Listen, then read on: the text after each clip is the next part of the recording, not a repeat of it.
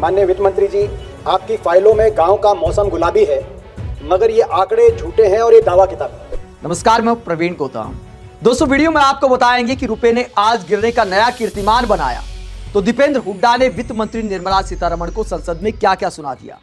निर्मला के पुराने बयान याद दिलाते हुए निर्मला सीतारमण के मुंह पर दीपेंद्र हुड्डा क्या कुछ सुना गए, भाषण आपको दिखाएंगे। पहले कीर्तिमान आपको बताते हैं कि रुपए ने आज क्या कीर्तिमान बना दिया है गिरने का।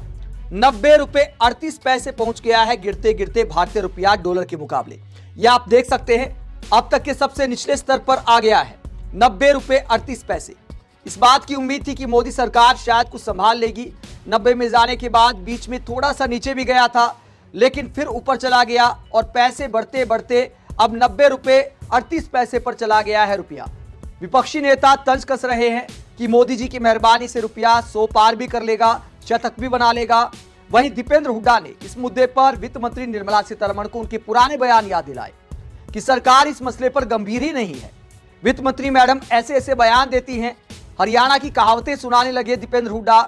और क्या कहते दीपेंद्र हुड्डा वित्त मंत्री को सुनाते हुए, दो पहलवानों की कुश्ती का जिक्र करते हुए वित्त मंत्री निर्मला सीतारमण को मुंह पर क्या सुनाते हैं, जरा सुनिए। अर्थव्यवस्था की मौजूदा हालात पर मैं कुछ कहना चाहूँगा और मैं शुरू करूँगा वित्त मंत्री जी से ये कहकर कि माननीय वित्त मंत्री जी, आपकी फाइलों में गांव का मौसम गुलाबी है, मगर ये आंकड़े झूठे हैं और ये दावा किताबी। तो मैं इसीलिए कह रहा हूँ कि अभी आप देख रहे हैं सरकार बड़े जोर शोर से कह रही है कि पिछले क्वार्टर में इतनी ग्रोथ हुई इत्यादि, लेकिन वो जो ग्रोथ का आंकड़ा दिया गया है, जो विकास दर दी गई है, वो कितनी विश्वसनीय है कि नहीं विश्वसनीय, सबसे पहले तो इसी पे प्रश्न उठ रहे हैं। और ये केवल हमारे देश में नहीं, पूरे विश्व में उठ रहे हैं। IMF ने सरकार की अकाउंटिंग को C ग्रेड देने का कार्य किया है मात्र 15 दिन पहले। तो यानी कि IMF प्रश्न चिन्ह उठा रहा है कि सरकार कैसे अकाउंटिंग करके ये ग्रोथ रेट, विकास दर देश के सामने रख रही है। IMF ही नहीं, बहुत से देश के अर्थशास्त्रियों ने कई बार ये पॉइंट आउट किया जब से नई सीरीज आई है कि ये जो सीरीज है ये NSO, national statistic organisation, income growth के ऊपर आधार करके ग्रोथ रेट और विकास दर देश के सामने रखती है, जबकि होना चाहिए एक्सपेंडिचर ग्रोथ। अगर US कन्वेंशन देखें, अमेरिकी इकोनॉमी और बाकी कई अर्थव्यवस्थाओं में एक्सपेंडिचर ग्रोथ के हिसाब से होता है। अगर इस क्वार्टर भी एक्सपेंडिचर ग्रोथ के हिसाब से हम अपनी इकोनॉमी का ग्रोथ रेट देखें तो 6.1% होना चाहिए, लेकिन आपने दूसरी तरीके से इसको कैलकुलेट किया। और हम आपकी भी माने, आपके दिए हुए आंकड़े माने, नई सीरीज के भी आंकड़े माने, तो भी प्रश्न चिन्ह लगता है इस विकास दर पर कि एक तरफ यूपीए के 10 वर्ष में औसतन विकास दर 8.1% हमारी अर्थव्यवस्था की थी। आपके दिए गए आंकड़ों के अनुसार भी आपके इन 11 वर्षों में वो औसत दर घटकर 5.75% तक पहुंची है। तो क्या ये इतनी क्या हर्षोल्लास की बात है कि नहीं है? रिकॉर्ड सरकार के लिए रिकॉर्ड हमारा विकास दर हुआ। रिकॉर्ड ये विकास दर का नहीं हुआ है, रिकॉर्ड कुछ और बने हैं और 78 साल के रिकॉर्ड लुढ़के हैं। मैं 78 साल यानी कि 8 दशक, मैं 8 रिकॉर्ड बताना चाहता हूं जो आपकी अर्थव्यवस्था की मौजूदा रिपोर्ट कार्ड आपके सामने पेश करेंगे। 78 वर्ष में अगर हमारी मुद्रा करेंसी अगर सबसे निम्नतम स्तर पे पहुंची है तो वित्त मंत्री जी आपके इस कार्यकाल में आज सबसे निम्नतम स्तर पे पहुंची है।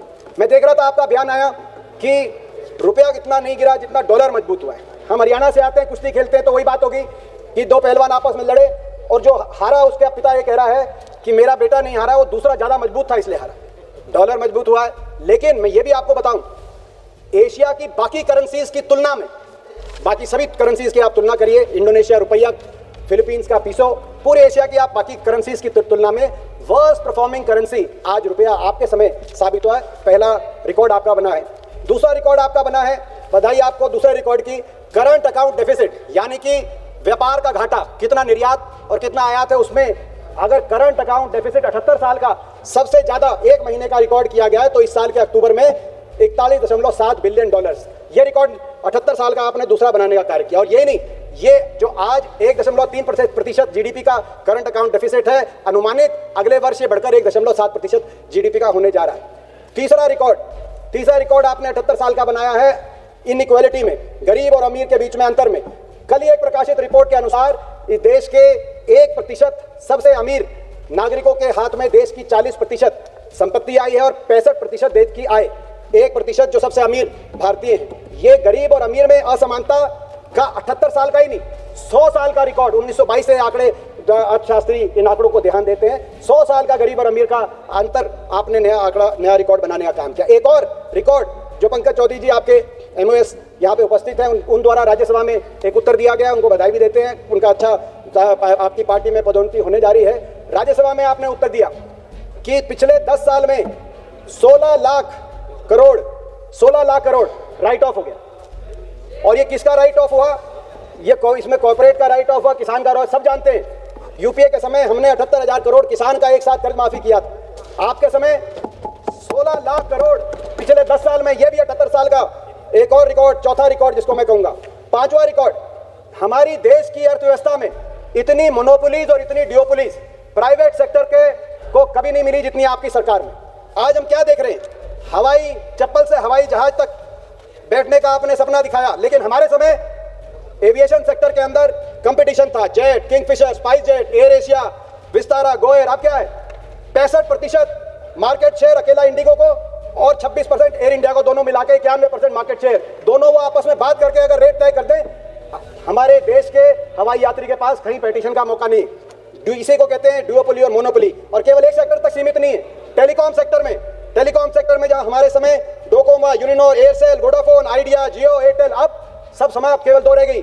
जियो और एयरटेल दोनों मिलाकर अगर हम मार्केट शेयर देखें, 80% टेलीकॉम का मार्केट शेयर केवल जियो और एयरटेल के पास। आपस में वो तय कर लें तो कंज्यूमर के पास कहीं जाने का कोई रास्ता नहीं। इसी तरीके से मैं एक आपको उदाहरण देना चाहता हूं वित्त मंत्री जी। बड़ी जो हम देखते कैपिटलिस्ट इकोनॉमीज है, अमेरिका का उदाहरण। अमेरिका में हर सेक्टर में डुओपोली और मोनोपोली को रोकने के लिए कानून है, कंज्यूमर के हक में कानून है कि 30% से ज्यादा किसी सेक्टर में किसी एक कंपनी का मार्केट शेयर नहीं हो सकता। एयरलाइन में भी वहां 30% मैक्सिमम शेयर, उससे ज्यादा होता है तो उसको रोकते हैं। टेलीकॉम में भी, सारे सेक्टर में। हमारे यहाँ कुछ नहीं। कितने ऐसे सेक्टर हैं जहां 30% से ज्यादा एक ही कंपनी का, कार्गो में 30% से ज्यादा अदानी का, कंटेनर में 50% से ज्यादा अदानी का, एयरपोर्ट में 30% से ज्यादा अदानी का। और जो मैंने आपको सिविल एविएशन, टेलीकॉम तो बता ही दिया।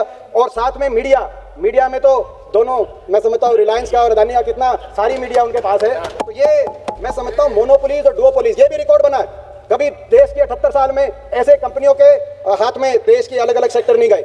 छठा रिकॉर्ड, अनएम्प्लॉयमेंट पैटर्न जब से पिछले कई दशकों से एक दिशा में जा रहा था, एक संदर्भ में। क्या संदर्भ में? लोग मैन्युफैक्चरिंग सेक्टर में जा रहे थे और कृषि क्षेत्र से आ रहे थे। एग्रीकल्चर सेक्टर में हमारी जो वर्कफोर्स है उसकी संख्या घट रही थी और मैन्युफैक्चरिंग में बढ़ रही थी। लेकिन आपके सरकार में पिछले 3 वर्ष में ये ट्रेंड चेंज हो गया।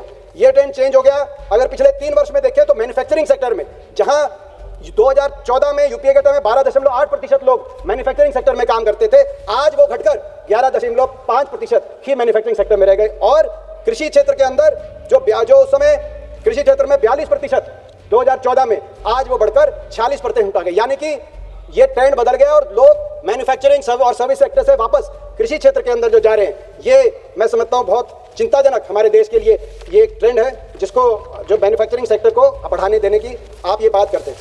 इसके बाद हमारा एम्प्लॉयमेंट सातवां रिकॉर्ड, 6 रिकॉर्ड मैंने बताए, 78 साल के जो रिकॉर्ड बनाए आपने। 7वां रिकॉर्ड, डेट। आज तक कभी देश की सरकार और सारे जितने हमारे प्रदेश की सरकारें हैं, सब पे मिलाकर इतना कर्जा नहीं चढ़ा। एक कहावत होती है गांव देहात में कि कर्ज लो और घी पियो, बाद की चिंता किसको करनी, जब ऊपर पहुंच जाएंगे। जो कर्ज लेके घी पीते हैं उनका क्या हाल होता है सब पता है सारी अर्थव्यवस्थाओं का। आपके समय इतना डेट हो गया। आज मौजूदा स्थिति यह है कि स्टेट्स और सेंटर को मिलाकर टोटल डेट हमारे देश में 82% जीडीपी का डेट है।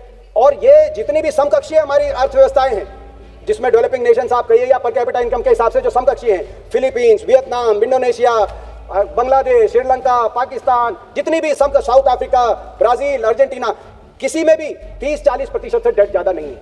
डेवलप्ड इकोनॉमीज में इतना डेट होता है, अगर अमेरिका में, जापान की आप बात करें, क्योंकि वो एक स्तर तक पहुंच जाती है इकोनॉमी। मगर हमारी देश की अर्थव्यवस्था और ये डेट जो है, ये डेट अब रिसेंटली आप डेट किस बात के लिए ले रहे हैं? चुनाव जीतने के लिए डेट ले रहे हैं। बिहार में मतलब आप कर्जा ले रहे हैं और चुनाव जीतने के लिए कर्जा ले रहे हैं। बिहार में आपने क्या किया? तो देश की अर्थव्यवस्था पर आईना दिखाते हुए, रुपए की गिरती कीमत पर चिंता जताते हुए दीपेंद्र हुड्डा ने वित्त मंत्री को कहा कि मैडम कुछ करिए, बयानबाजी से काम नहीं चलेगा। चाहे पीएम मोदी हो या वित्त मंत्री निर्मला सीतारमण हो, बीजेपी के तमाम नेता रुपए की गिरने को लेकर डॉक्टर मनमोहन सिंह को टारगेट पर लिया करते थे और दावा करते थे कि रुपया आईसीयू में चला गया है। तो अब आखिरकार रुपया कहां चला गया है? वित्त मंत्री मैडम का थोड़े दिन पहले ज्ञान आया था कि रुपया अपना लेवल खुद बना लेगा। लेकिन सवाल ये उठता है कि रुपया अपना लेवल खुद बना लेगा तो प्रधानमंत्री किस लिए हैं, वित्त मंत्री किस लिए हैं। यही नेता कहा करते थे कि जब रुपया गिरता है तो प्रधानमंत्री की साख गिरती है।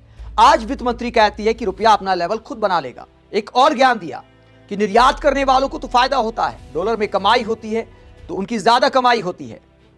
लेकिन दोस्तों, क्या वित्त मंत्री भूल गई कि हमारा जो व्यापार घाटा है वो लगातार बढ़ता जा रहा है, यानी हम खरीदते ज्यादा है दूसरे देशों को और बेचते कम है। तो ऐसे लॉजिक समझ से परे हैं। आप इस पूरे मसले को लेकर क्या सोचते हैं, कमेंट बॉक्स में अपनी राय जरूर दें। साथ ही चैनल को सब्सक्राइब भी करें। नमस्कार।